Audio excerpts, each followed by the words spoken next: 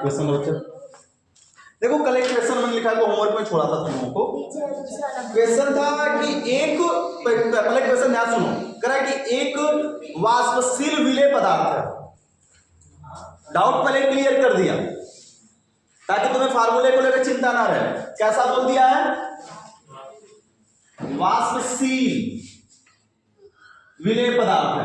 तो वाष्पशील के लिए फार्मूला क्या अप्लाई किया गया, याद है ना? PS is equal to P not chi विलेय प्लस काई विलाय। यही ना होगा भैया? अवाष्पशील के लिए क्या था वो तुमको पता है। अवाष्पशील के केस के लिए क्या था? PS is equal to P not chi विलाय, यही था ना?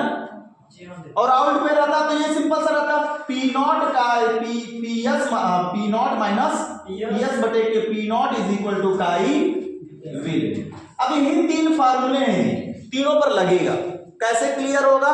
जब गिवन वैल्यू लिखेंगे तब। लेकिन यहां पर एक शब्द लिखने के बाद ये पूरा क्लियर कर दिया कि इसी पर ही लगेगा, इन दोनों पर तो लगेगा ही नहीं लगेगा। यह तनु विलयन के लिए, अवाष्पशील के लिए, और यह वाष्पशील के लिए। लेकिन विलयन कैसा भी हो सकता है, वह सांद्र भी हो सकता है, ठीक है ना? तो सांद्र हो वाष्पशील हो तो ये लगेगा, तनु है, और अवाष्पशील है तो ये लगेगा। लेकिन वाष्पशील के केस के लिए तो फार्मूला एक ही है, इसलिए मेन फार्मूला याद रखना। फार्मूला नहीं याद रखोगे कुछ नहीं होगा। कह रहा है कि एक वाष्पशील विलेय पदार्थ जिसका अणु भार दिया है, लिखते चलते हैं एक क्रम से। वाष्पशील विलेय का अणु भार कितना दिया लल्ला?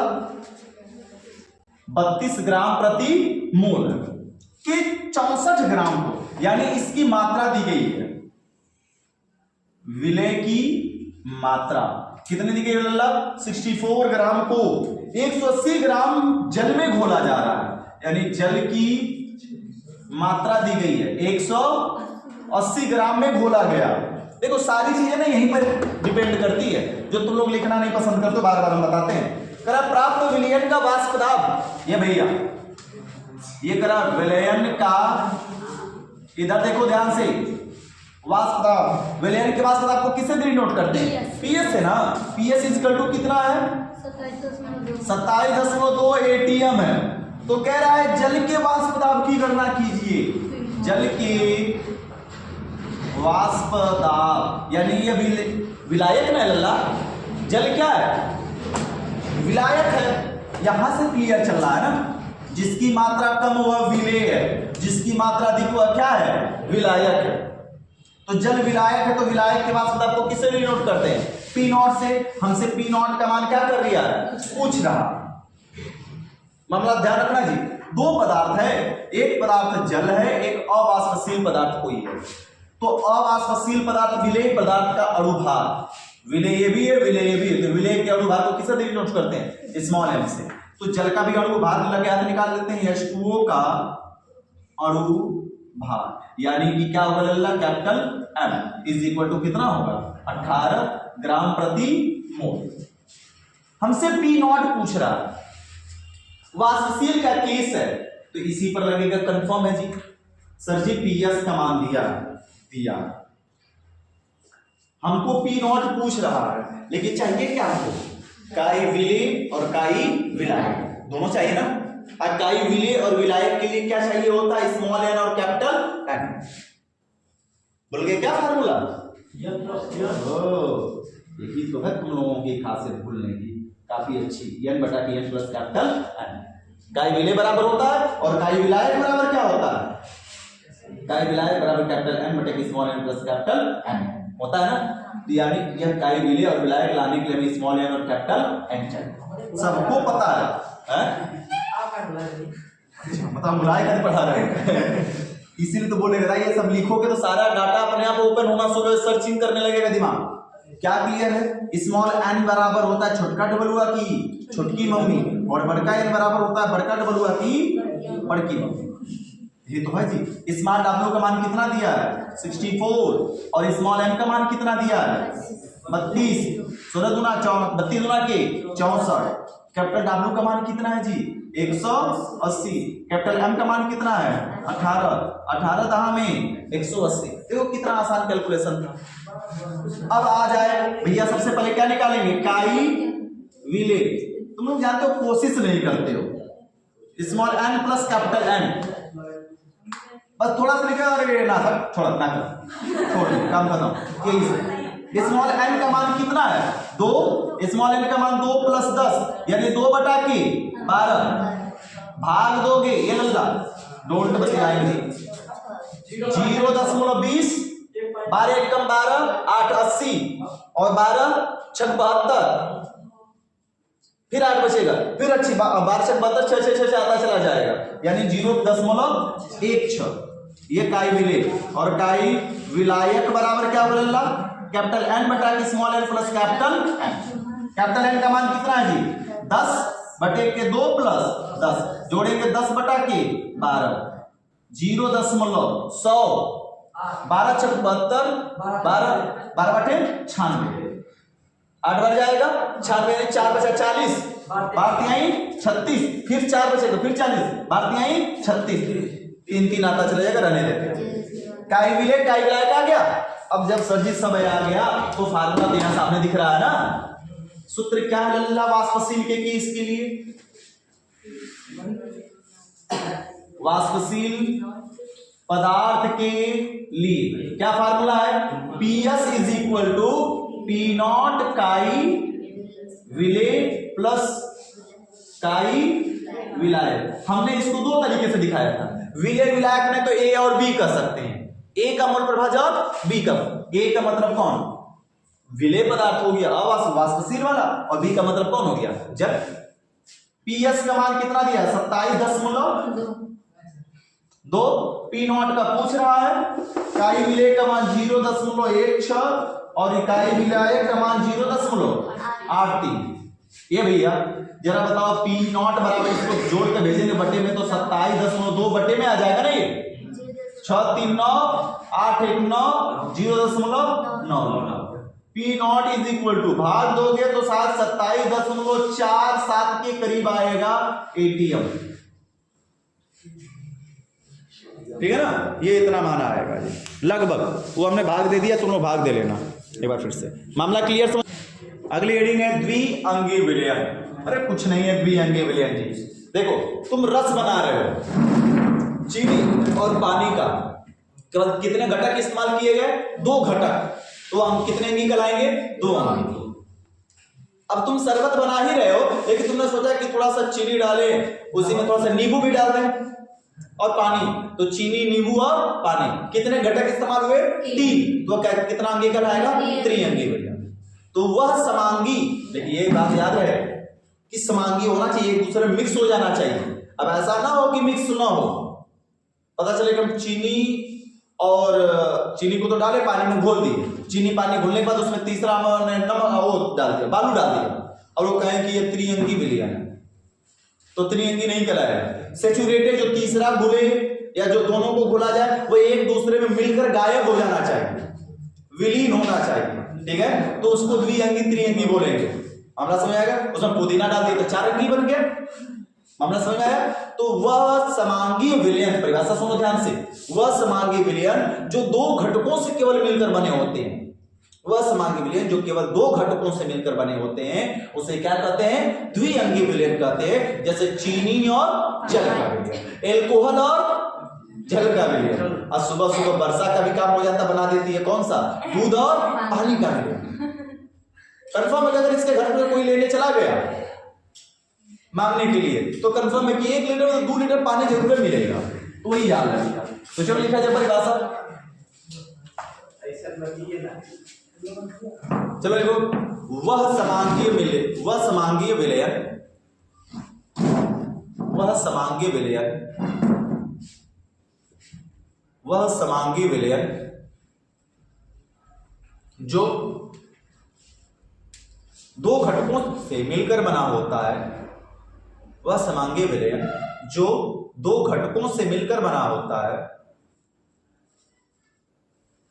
वह समांगीय विलयन जो 2 घटकों से मिलकर बना होता है। 2 घटक का मतलब क्या हुआ भैया, एक विलय और एक विलायक, ठीक है ना। दो घटकों से मिलकर बना होता है, द्विअंगी विलयन कहलाता है, द्विअंगी विलयन कहलाता है।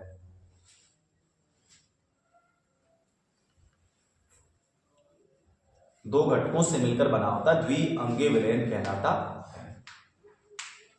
हो गया लल्ला। जैसे चीनी और जल का विलयन,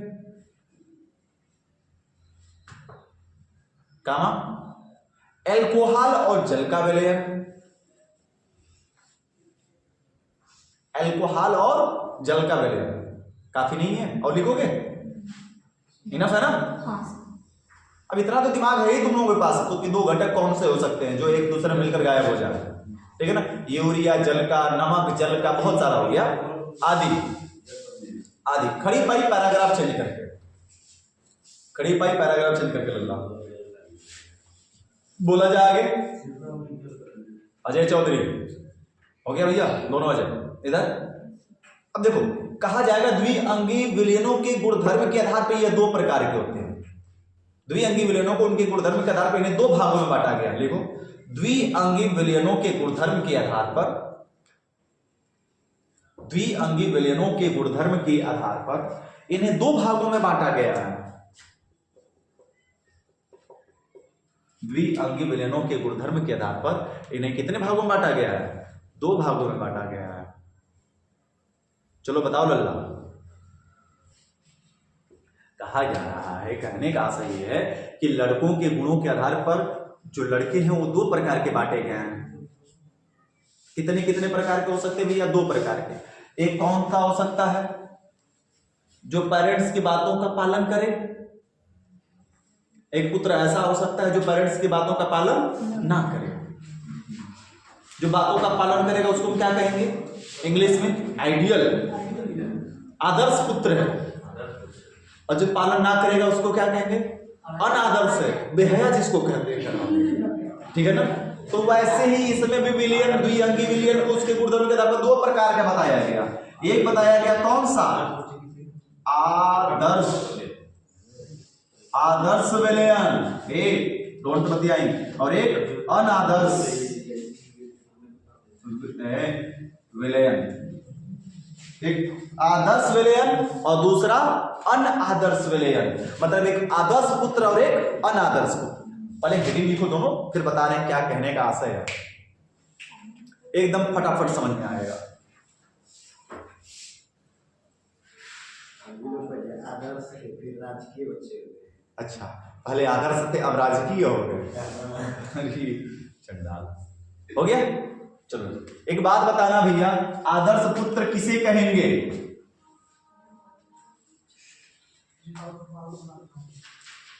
आदर्श पुत्र किसे कहेंगे लल्ला? जो किसी भी परिस्थिति में, चाहे जैसे भी स्थिति हो, घर की, पैसा हो, खाने की हो, चाहे ना हो, किसी भी स्थिति में, और पापा मारे चाहे पीटे चाहे कुछ भी करे, कोई फर्क ना पड़ता। न तो पैसे से फर्क पड़े न मारपीट से फर्क पड़े।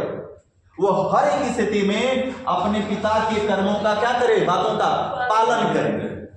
हर एक स्थिति में अपने पिता के बातों का पालन करे, उसे भी क्या कहते हैं? आदर्श पुत्र कहते हैं। सभी मुस्कुरा हंस रहे, मतलब कि सभी तो है नहीं भैया, ये कंफर्म है आज के डेट में।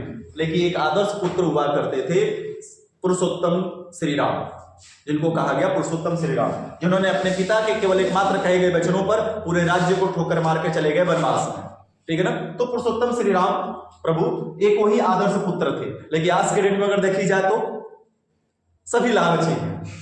अभी तो तुम लोगों के अंदर भले लालच ना आई हो, लेकिन धीरे धीरे धीरे धीरे लालच आना बाद में शुरू हो जाएगी। तो किसी भी बात का, किसी भी तरीके से पिता के नियम का पालन तुम नहीं करने वाले हो।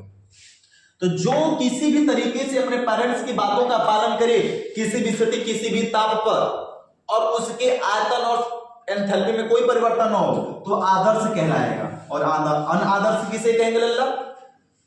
जो किसी भी परिस्थिति और किसी भी ताप पर अपने पिता की बातों का पालन न करे, अपने पेरेंट्स की बातों का पालन न करे, उसे क्या कहेंगे? हम अनादर्श कहेंगे।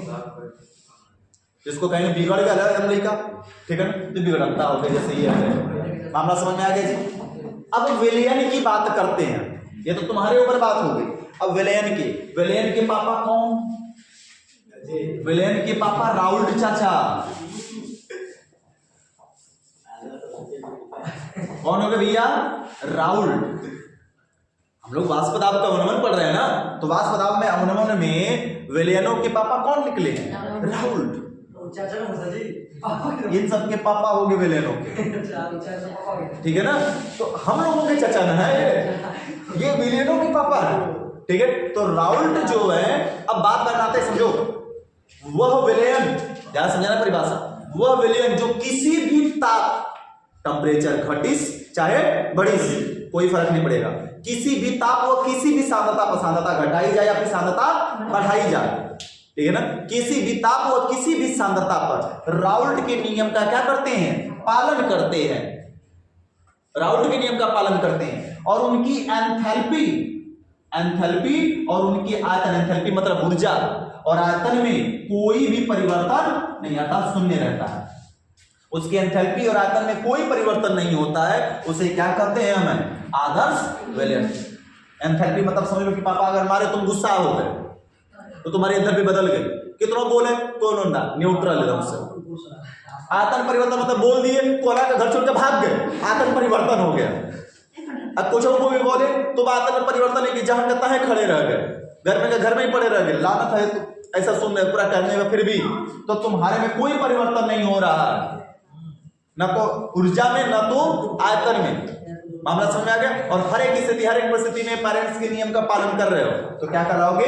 आदर्श। क्लियर बात समझ में आ गई ना? देखो पहले आदर्श विलयन,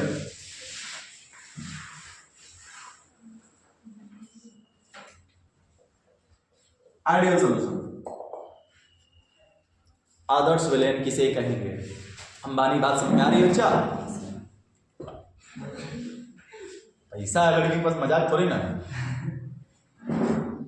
इसे तो थोड़ा ना इसका नाम अंबानी है। चलो हो गया। आदर्श विलयन किसे कहते हैं? देखो, वह विलयन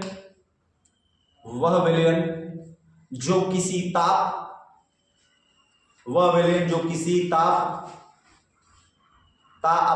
लिखना, पाप नहीं, वह विलयन जो किसी ताप वह किसी भी सांद्रता पर, वह किसी भी सांद्रता पर, वह विलयन जो किसी ताप व किसी भी सांद्रता पर राउल्ट के नियम का पालन करती है।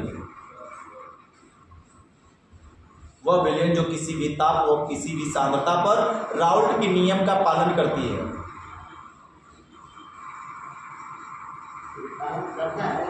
हाँ भैया, पालन करता है, हाँ लड़का, किसी भी ताप व किसी भी सांद्रता पर राउल्ट के नियम का पालन करता है तथा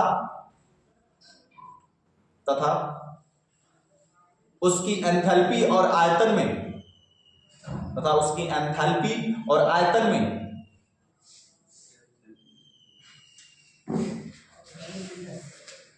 तथा उसकी एंथैल्पी और आयतन में कोई परिवर्तन नहीं होता। उसकी एंथैल्पी और आयतन में कोई परिवर्तन नहीं होता, आदर्श विलयन कहलाता है। आदर्श विलयन कहलाता है।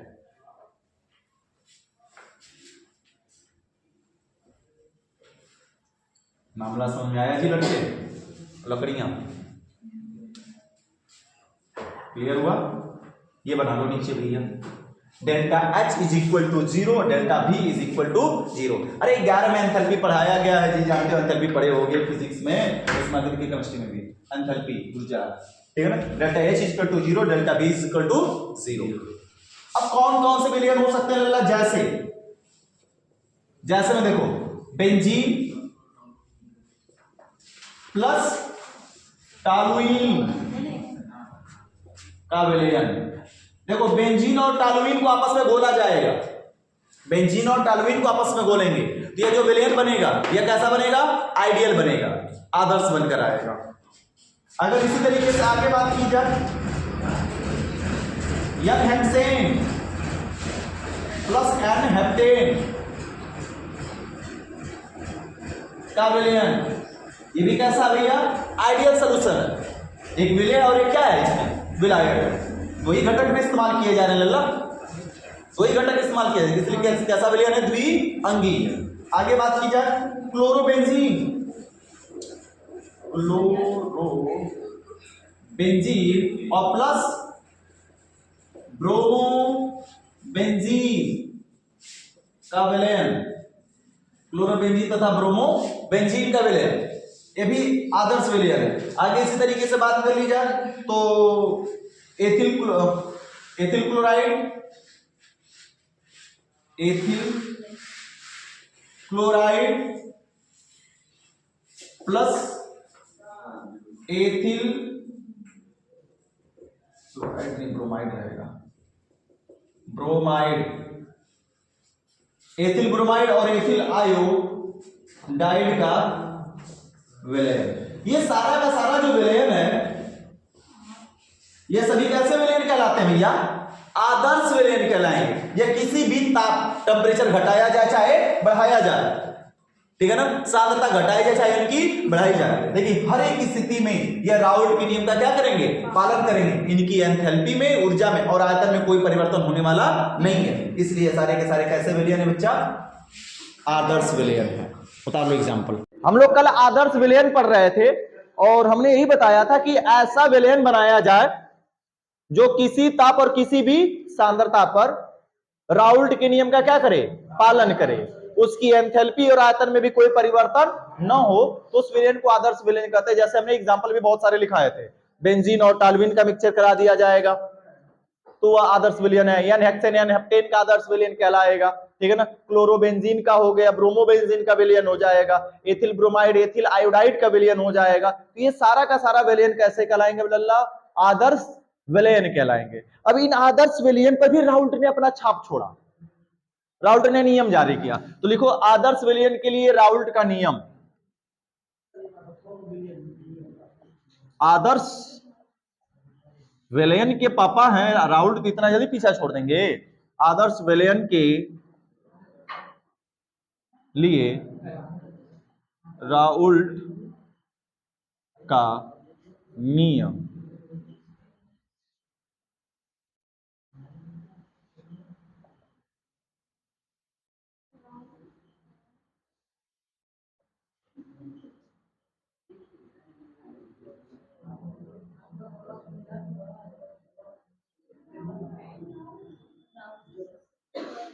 राउल्ट का नियम, आदर्श विलयनों के लिए राउल्ट का नियम। चलो जी अब समझते हैं कैसे क्या कहा जाएगा। एक बंद कमरा है, बंद पात्र है, इस बंद पात्र में हम ऐसे समझ सकते हैं कि तीन पदार्थ है, ए बी और सी। तीन लोगों को मिलकर चौकी उठाने के लिए कहा जाए, ऐसा समझो। तीन लड़कों को कहा जाए कि चौकी उठाकर वहां से यहां कर दो। तीनों तीन तरह के होंगे, एक मन से बल लगाएगा उठाने के लिए, पूरा दम दबा करके नहीं उठाई देंगे हम। एक होगा थोड़ा थोड़ा लगाए, ये हमारे काम थोड़े ना है, वो धीरे धीरे लगाएगा। आइए रुकाएगा कि हम पैसों देवो करें ब्रिंचो इधर उधर खसकाए, वो बस हथवा लगाए ऐसे बस पकड़ा रहेगा, दिखाएगा कि नहीं पकड़े पड़े हैं, जो ढिया का बस खास मुंह से चिल्लाएगा।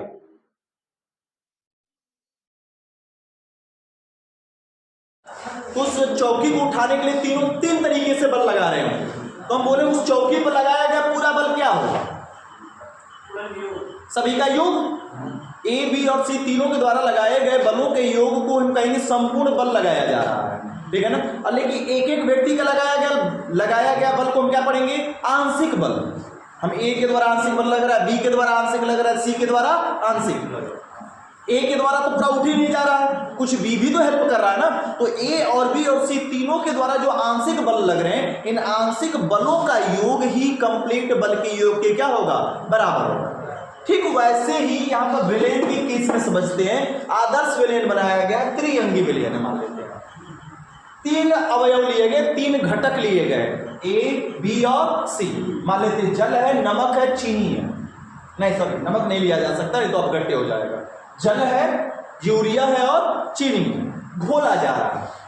विलयन बनाया जा रहा, विलयन बनेगा तो जरा बात बताना भैया, जो वाष्प दाब होगा ए का वाष्प दाब अलग होगा, तो हम कहेंगे कि पी ए के द्वारा लगाया गया वेपर प्रेशर क्या होगा, पी ए, बी के द्वारा लगाया गया वेपर प्रेशर क्या होगा, पी बी, और सी के द्वारा लगाया गया वेपर प्रेशर क्या होगा, पी सी। तीनों का वाष्प दाब अलग होगा ना, चौथा डाल देंगे डी तो पी डी होगा, चारों सभी का मतलब जितने भी अवयव या जितने भी घटक मिले होंगे सभी का वेपर प्रेशर क्या होगा, अलग अलग होगा। तो कहा जाएगा, देखो टेम्परेचर स्थिर होना चाहिए हर एक स्थिति में, टेम्परेचर घटिस बढ़िस तो वेपर प्रेशर भी घटिस बढ़िस, मामला दोनों अप डाउन होना शुरू होगा, इसलिए टेम्परेचर को क्या करेंगे, कांस्टेंट कहेंगे। स्थिर ताप पर आदर्श विलयनों में, परिभाषा सुनो, स्थिर ताप पर आदर्श विलयनों में उनके घटकों का वाष्प दाब, घटकों का वाष्प दाब मतलब पी ए का वाष्प दाब उसके मोल प्रभाज के समानुपाती होता है, यानी पी ए समानुपाती काई ए, इस पदार्थ का मोल प्रभाज क्या कराएगा, काई ए कराएगा। दूसरे के लिए क्या होगा भैया, पी बी समानुपाती काई बी होगा, तीसरे के लिए क्या होगा, पी सी समानुपाती काई सी, तो कहेंगे ना, फिर से परिभाषा कर रहे हैं, ध्यान से सुनना, कहेंगे स्थिर ताप पर आदर्श विलयन में उनके घटकों का वाष्प दाब, उनके घटकों का, यानी घटक मतलब क्या, अलग अलग जो घटक है अवयव मिलाए गए हैं उनके घटकों का वाष्प दाब उन्हीं के मोल प्रभाज के क्या होता है, समानुपाती होता है। कहने का से है कि मोल प्रभाज बढ़ेगा तो उस पदार्थ का, उस घटक का भी वाष्प दाब क्या होगा, बढ़ेगा। वाष्प दाब यदि घटेगा तो उसका मोल प्रभाज भी क्या होगा, घटेगा, कोई भी घटक उसमें लिया जाए। मामला समझ में आया? सभी को पता है बचपन से एक बात, बच्चा क्या पता है कि सदिश समानुपाती का चिन्ह हटाएंगे नियतांक लगेगा, और यहाँ पर नियतांक क्या लगाया जाएगा, पी नॉट। इस समय हम लोग वाष्प दाब में नियतांक क्या लगा रहे हैं, पी नॉट। पी नॉट मतलब विलय का वाष्प, विलायक का वाष्प दाब। पी नॉट किसका वाष्प दाब है, विलायक का वाष्प दाब काई ए, समीकरण नंबर क्या बनेगा, ये दूसरा घटक है तो दूसरे घटक का समानुपाती का चिन्ह हटाएंगे, इसमें भी तो किसी ने किसी विलायक में घोला है, तो विलायक का वाष्प दाब पी नॉट काई बी, समीकरण नंबर 2। और तीसरे के केस में क्या हो जाएगा, पी सी समानुपाती पी नॉट काई सी, समीकरण नंबर 3। मामला समझ में आया जी? अब इन तीनों घटकों के द्वारा कितना वेपर प्रेशर लगाया जा रहा है इस सरफेस पर, इस विलयन में, तो कहेंगे हम संपूर्ण दाब, यानी कि पीएस, पूरे विलयन का दाब, पीएस बराबर क्या लिख सकते भैया, पी ए का दाब प्लस पी बी का दाब प्लस पी सी का दाब, और भी होगा, अगर और भी होगा तो plus dot dot dot dot कर सकते हैं कि नहीं कर सकते, डी ई एफ जी जितने भी घटक मिले हों सबका वाष्प दाब लाकर समीकरण 1 2 3 का मान रखते हैं, कहेंगे समीकरण 1 2 व 3 का मान रखने पर अब्दुल्ला फटाफट क्या बन जाएगा, P S is equal to, P A का मान कितना है, P not chi A, P B का मान कितना है, P not chi B, P C का मान कितना है, P nought C plus dot dot dot, सभी में से पी नॉट कॉमन कर लो या इतना ही छोड़ सकते हो, P S is equal to P not common कर लेंगे तो काई ए प्लस काई बी प्लस काई C plus dot dot dot कोष्टक बन गया समीकरण कि नहीं बन गया जी फार्मूला। कोई भी आदर्श विलयन यदि बने, सुनो ध्यान से, कोई भी आदर्श विलयन का तुमसे वाष्प दाब पूछेगा तो कुछ नहीं करना है, हमें विलायक का वाष्प दाब पता होना चाहिए और उनके घटकों का क्या चाहिए, मोल प्रभाज। कोई भी घटक उसमें इस्तेमाल किया जाए, उन सभी घटक का मोल प्रभाज का योग का विलायक के वाष्प दाब में गुणा कर देंगे तो हमें क्या पता चल जाएगा, उस विलयन का वाष्प दाब। परिभाषा समझ में आ गई है? एक बार रिपीट करके परिभाषा लिखा देते हैं, कहेंगे स्थिर ताप पर आदर्श विलयन में, स्थिर ताप पर किसी आदर्श विलयन में उसके घटकों का वाष्प दाब उसके मोल प्रभाज के क्या होता है, समानुपाती होता है। That's all. मामला समझ में आया? फटाफट बनाओ इतना परिभाषा लिखकर, फिर ग्राफ भी इस पर। चलो देखो परिभाषा, पहले परिभाषा लिखते हैं। देखो स्थिर ताप पर, स्थिर ताप पर किसी आदर्श विलयन में, स्थिर ताप पर किसी आदर्श विलयन में, स्थिर ताप पर किसी आदर्श विलयन में उनके घटकों का वाष्प पदार्थ, उनके घटकों का वाष्प पदार्थ, घटकों का वाष्प पदार्थ उसके मूल प्रभाज के समानुपाती होता है। घटकों का वाष्प पदार्थ उनके मूल प्रभाज के समानुपाती होता है, उनके मूल प्रभाज के समानुपाती होता है। हो गया भैया? किसी को समस्या नहीं होनी चाहिए। फटाफट फटाफट डेरिवेशन उतारो, ग्राफ बनाते हैं इसका। देखो इस पर ग्राफ है, और ग्राफ कई बार पेपर में आ जाता है बनाने के लिए, हालांकि अब तक आया तो बहुत कम ही है। कैसे बनेगा ध्यान से समझाता हूं।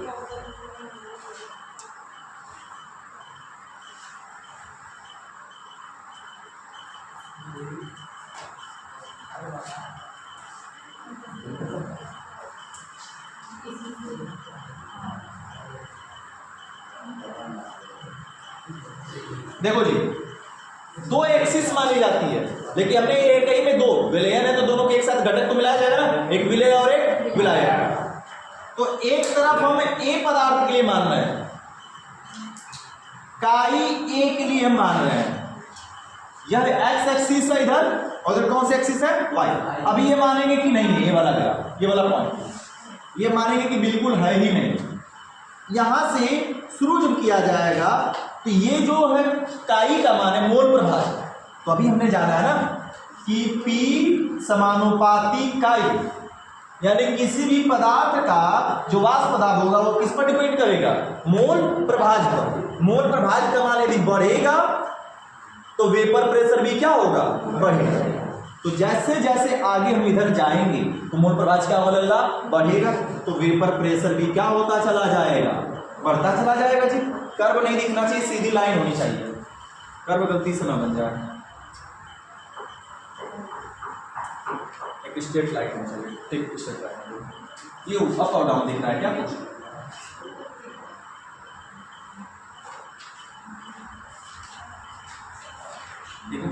ये बन गया किसके लिए भैया? काई ए के लिए। तो काई ए का मान सुनो, ए पदार्थ का जो मोल प्रभाज है मिनिमम कितना होना चाहिए? 1। हालांकि यहां से शुरू तो दिखा रहा है 0 से, लेकिन हमेशा कितना होना चाहिए? कम से कम शुरुआत कितने से होती है? 1 से। अब सोचो काई ए का मान 0 अगर हो गया तो वाष्प पदार्थ कितना हो जाएगा? 0। कोई वाष्प पदार्थ होगा नहीं, इसलिए मिनिमम बताया जा रहा है कि काई ए यानी ए पदार्थ का जो मोल प्रभाज है मिनिमम कितना होना चाहिए? 1। यह जो पॉइंट किसका वेपर प्रेशर बता रहा है? पी ए का बता रहा है। क्या यह काई बी के लिए काम करेगा? क्या बी वाले पदार्थ के लिए, काई बी वाले पदार्थ के लिए क्या यह वक्र या यह ग्राफ कार्य करेगा? नहीं। तो मानेंगे काई बी के लिए क्या है? 0 0। नीचे दिखाई दे रहा है? हाँ दिखाई दे रहा है। काई बी का मान कितना है इसके लिए? 0। देखिए काई ए का मान मिनिमम कितना से शुरू होगा? 1। सबको पता है ग्राफ में कि 1 2 3 4 5 6 7 8 ऐसा जैसे जैसे आगे बढ़ रहे हैं वैसे वैसे वेपर प्रेशर भी क्या हो रहा है? बढ़ रहा है। ये वाला हिस्सा हो गया हमारा काई ए के लिए। अब इधर वाला हिस्से पर जो हम बात करेंगे वह किसके लिए बात की जाएगी बच्चा? काई बी। अब काई बी का भी मान मिनिमम कितना होना चाहिए? 1। 0 गलती से नहीं रखेंगे, मिनिमम कितना होना चाहिए? 1। अब यहां पे जो ग्राफ बनेगा वह काई बी के लिए बनेगा।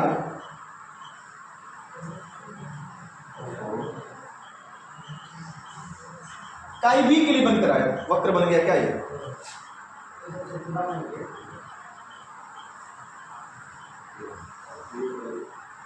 इसके लगा कर तुम लोग खींचोगे सीधा आना चाहिए भैया, टेढ़ा टावड़ नहीं जाना चाहिए। देखो टेढ़ा टावड़ बन गया हमारा थोड़ा सा बीच में, ठीक बन गया। इतना बड़ा स्केल है तुम्हारे पास। ये जो ग्राफ है किसके लिए भैया? बी अवयव के लिए। इधर यहाँ पर मान 1 है, 2 है, 3 है, 4 है, 5 है, 6 है, 7 है, 8 है। मोल प्रभाज का मान जैसे जैसे बढ़ रहा है तो देखो वेपर प्रेशर भी क्या होता जा रहा है, बढ़ता जा रहा है। और यह वेपर प्रेशर किसके लिए भैया, पीबी का। तो यह जो ग्राफ आया यह आया P A is equal to P not chi A के लिए। यह जो ग्राफ आया है किसके लिए आया है, P B is equal to P not chi B के लिए। तो एक घटक विलेय होगा तो कोई एक घटक क्या होगा, विलाय। और जब दोनों घटकों को हम मिला देंगे वेपर प्रेशर को तो किसका वेपर प्रेशर मैच मिलता भैया, पी एस का। एक घटक ए एक घटक बी के वेपर प्रेशर को मिला देंगे तो किसका वेपर प्रेशर मिल जाएगा हमको, विलयन का। तो क्या मिलता है, P not chi A plus P not chi B. तो दोनों को जोड़ के ऐसे लिख दिया, यह विलयन का वेपर प्रेशर का ग्राफ है। अब कहोगे सर ये एक ऊपर एक नीचे, क्या गलती से बना, नहीं। एक घटक, अभी हमने बताया ना कि सभी बराबर तो दाब नहीं लगाएंगे, सभी बराबर बल लगा देंगे, नहीं ना। तो इसी एक का अधिक होगा तो दूसरे का क्या होगा, कम। चाहे तुम्हारी मर्जी इसका अधिक बना दो, इसका क्या कर दो, कम बना दो। तो हमने दिखाया कि ए जो घटक है, ए घटक का वेपर प्रेशर अधिक है और बी घटक का वेपर प्रेशर क्या है, कम। इतना इसको बना लो, फिर इसमें खींच खींच कर लाइनें समझा रहे हैं, ठीक है ना। अरे भैया यह ग्राफ केवल दो घटक के लिए है, द्विअंगी विलयन के लिए।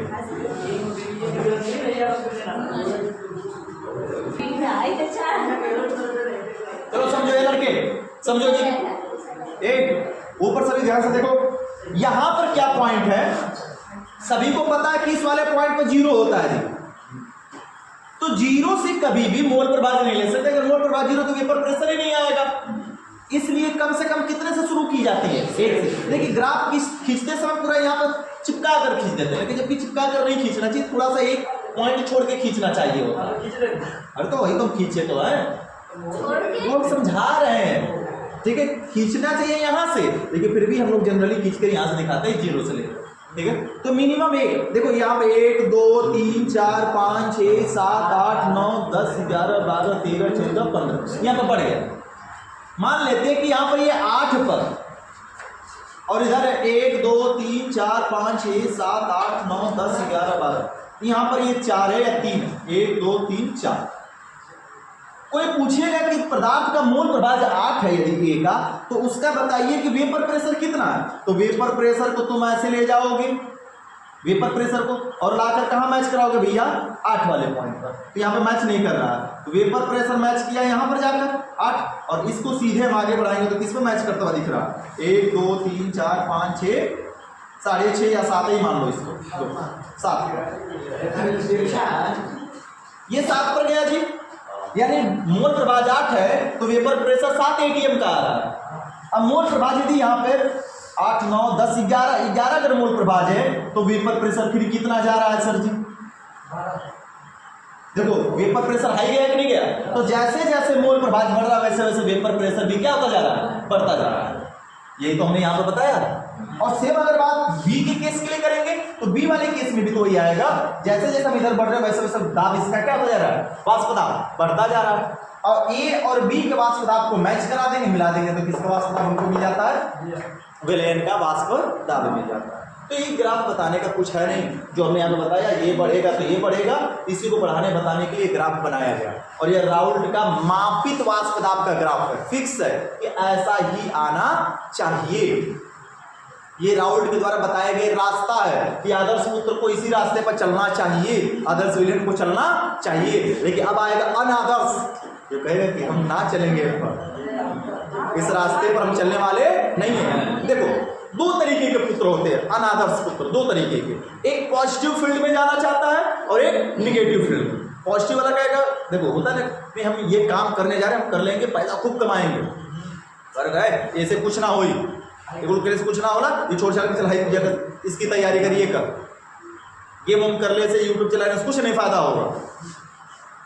एक वो सोच रहा है कि नहीं आगे बढ़ेंगे, लेकिन घर वाले करें नहीं करना, वो भी अपने घर वालों के नियम का पालन नहीं कर रहा, लेकिन वो किस फील्ड में जा रहा है, पॉजिटिव सेक्टर में जा रहा है, अपने आप को ग्रोथ के लिए पालन नहीं कर रहा। लेकिन एक तो ऐसा होगा घर वाले कह रहे सिगरेट गांजा दारू ये सब छोड़ दे भैया, ये सब खेल बेकार होता है, घुमक्कड़ी छोड़ दे ना, हम यह करब तो कहाँ जाता है, निगेटिव में जाता है। तो आदर्श विलयन दो प्रकार के अनादर्श हो जाते हैं। चलो हेडिंग लिखो, अनादर्श विलयन अनादर्श विलयन। लिखो जी, लिखो हेडिंग फटाफट।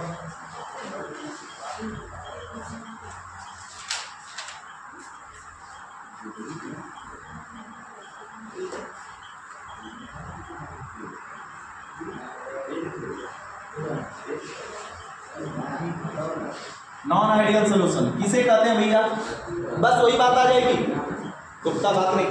क्या बात आ जाएगी भैया? कि वह विलयन जो किसी भी ताप व किसी भी सांद्रता पर राउल्ट के नियम का पालन नहीं करता और उसकी एंथैल्पी और आयतन में भी क्या होता है? परिवर्तन। मतलब कि जो एंथैल्पी डेल्टा एच है यह जीरो कभी नहीं हो सकती और डेल्टा वी भी है वह जीरो कभी भी नहीं हो सकता। उसकी एंथैल्पी और आयतन दोनों क्या होंगे?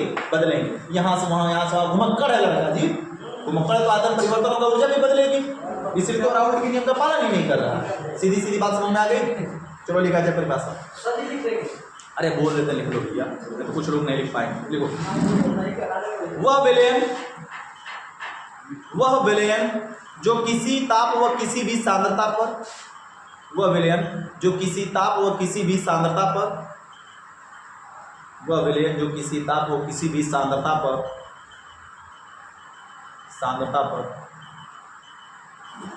वह विलयन जो किसी ताप व किसी भी सांद्रता पर राउल्ट के नियम का पालन नहीं करते, राउल्ट के नियम का पालन नहीं करते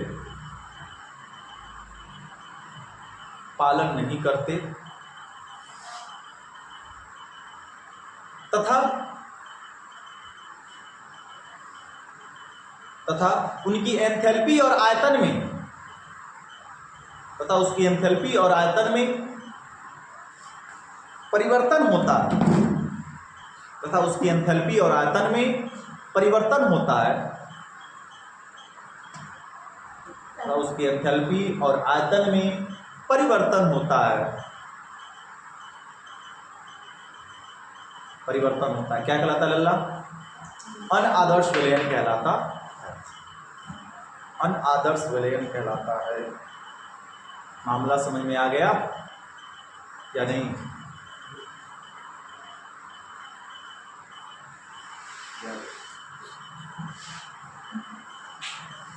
अब देखो, अनादर्श विलयन भैया दो प्रकार के मिल गए।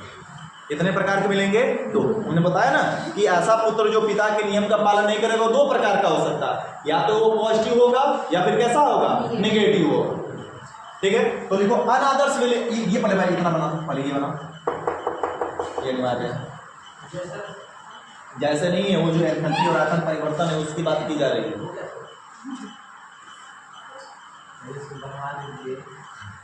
उसकी आवाज काफी मीठा आवाज है, अरे तो कोयल जैसी मीठी आवाज।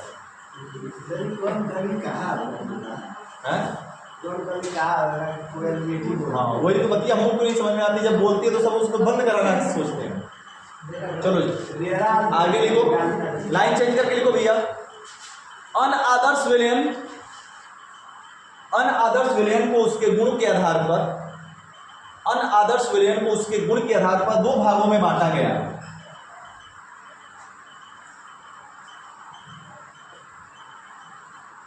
पहला धनात्मक विचलन और दूसरा ऋणात्मक विचलन।